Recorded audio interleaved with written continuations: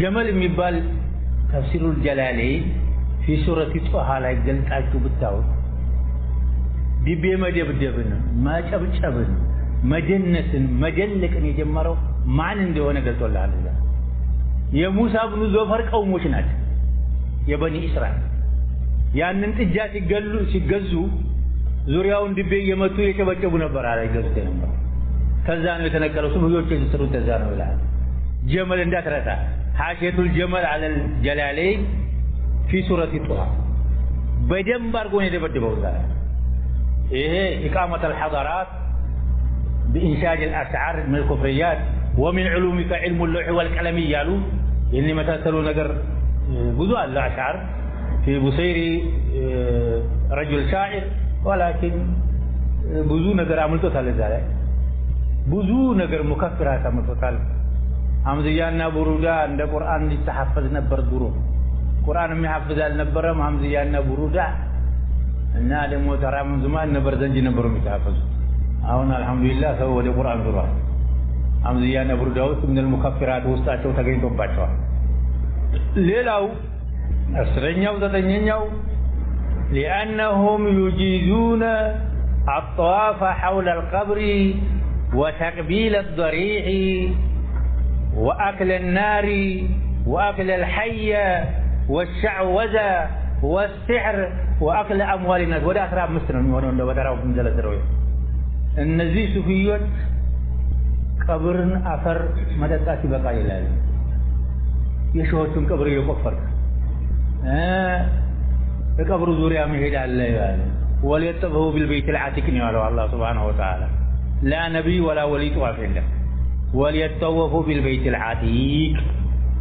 وهؤلاء الصوفيون يجيزون الطواف على القبر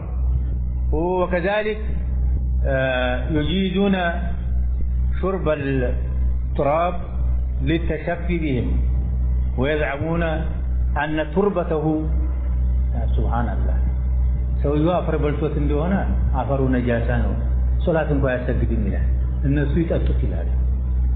አፈር በልቶት እንደሆነ ምናልባት ያው ልጅ የተባለው አፈር አልበላው እንደሆነ አለ ተሱ የሚገኝ ነገር ምንም አይኖርም تربته الطاهرة في تربته الطاهرة أفر متتات دعاء مستجاب يرجال من يرجال يالو يتكفر كان في المدينة المنورة قبل 30 سنة يمشي أفر نبرة كنبياتين زوريا يتكفر بزان جدي جنا ساينكون وصول وعلى متى بس بنت لك كرجب كمدينة يتكفر مشيت نبر يتركوا مشيت نبر أي كلام نزاو تودي فيت تابو أيوب الأنصاري بيت بكل بادو نبر جلد እንደ በሩቁ ማለት ነው ከዛ የተቆፈረ ይሽጥ ነው የተልቦለቦለ በላስቲክ እየደረገ ይሽጥ ነው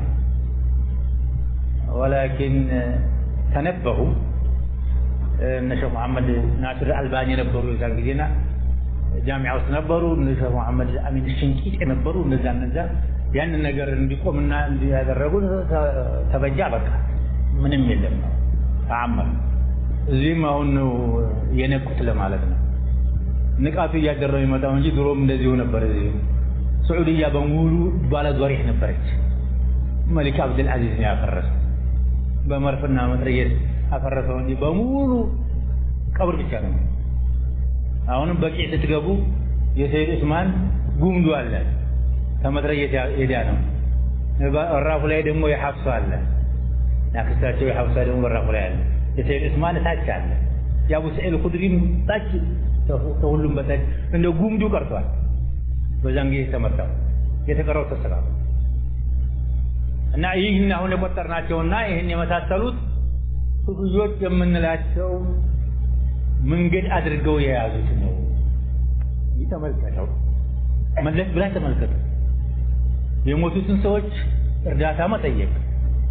ከሞቱት ሰዎች ላይ ስለት መጣል በሞቱ ሰዎች ላይ ጧፍ ማድረግ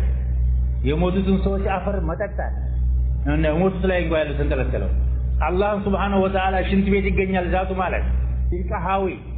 መጠጥ ቤት ይገኛል አላህ ማለት ይሄን ከባይር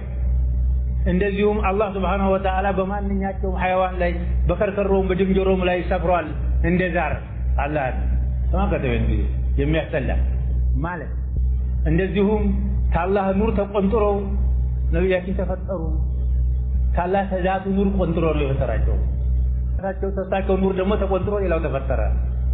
والمتصل بالحديث حديث